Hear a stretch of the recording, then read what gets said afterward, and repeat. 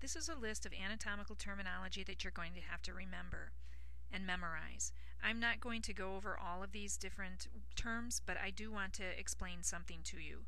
When you see the words as you see them here with an AL at the end, as in cervical, or a ARY as in axillary, or an IC as in cephalic. These are all adjectives. So typically when you see these words, you would say the cervical region or the cervical area.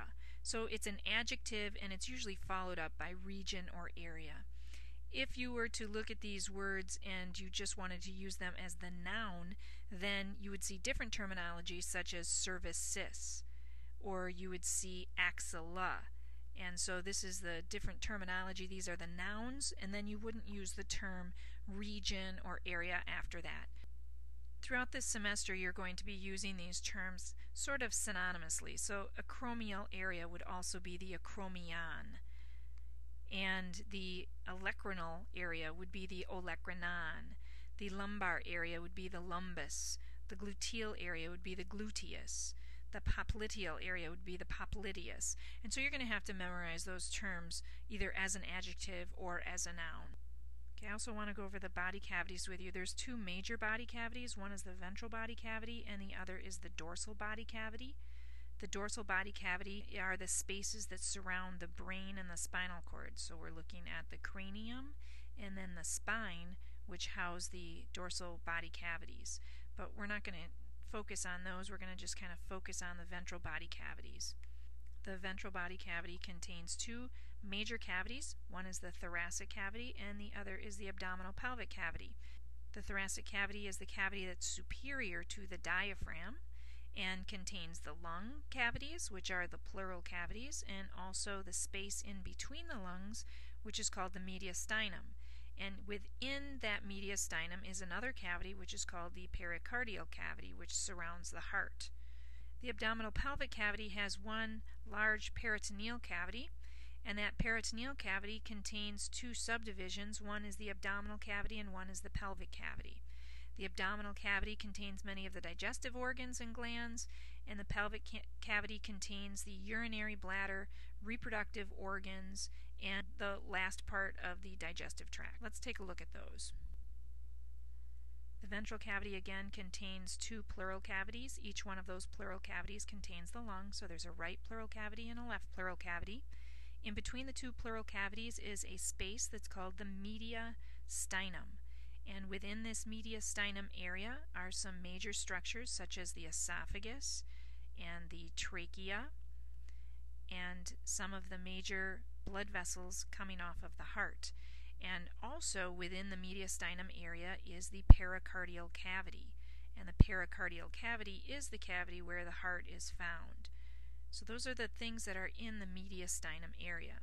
So again, in the ventral body cavity, we have the pleural cavities and the pericardial cavity, and those are both contained within the thoracic cavity, which is a subdivision of the ventral body cavities, and it is above this muscle which is called the diaphragm. Below the diaphragm we have the abdominal pelvic cavity, and the abdominal pelvic cavity contains both the peritoneal cavity, the abdominal cavity, and the pelvic cavity. The abdominal cavity is going to contain digestive organs and glands to help with digestion, and the pelvic cavity is going to contain many of the reproductive and urinary system organs. The cavities and the organs inside the cavities are surrounded by a serous membrane, and the serous membranes are given a specific name based on whatever cavity or organ they are surrounding. So for example, with the lungs, when we're looking at the pleural cavity, we see here that there is a membrane, this white area in here. On one side we have a lining that lines the lung pretty tightly, and then on the outside we see that there's another lining that kind of lines the outside of the cavity itself. And so there's two different layers of this serous membrane. The innermost layer is called the visceral layer, and the outermost layer is called the parietal layer. When we're talking about the lung, we call that serous membrane the pleura. So we can discuss the visceral pleura, and by that we mean this innermost lining, or we could talk about the parietal pleura, in which case we mean it's the outermost lining of this serous membrane. So there is this membrane surrounding the lung, and that is called the pleura. Again, it can be the visceral pleura or it can be the parietal pleura. There's also another serous membrane surrounding the heart, or the pericardial cavity, and that would be called the pericardium. And the pericardium also has both a visceral and a parietal portion. If we look at this, we can see the innermost layer in here. That is the visceral portion that's adhered closely to the heart itself. And on the outside, that's more adhered to the outside of the cavity, is the parietal pericardium. Lastly, I want to talk briefly about directions. Proximal means that it's closer to where the arm meets the shoulder or where the hip meets the pelvis. I'd say then that the elbow is more proximal than the hand, or that the knee is more proximal than the foot. When we're talking about medial or lateral, we're talking about what is closer to the midline of the body. When discussing superior and inferior, we are typically talking about anything all the way from the head all the way down to the feet. So the head is more superior than the feet.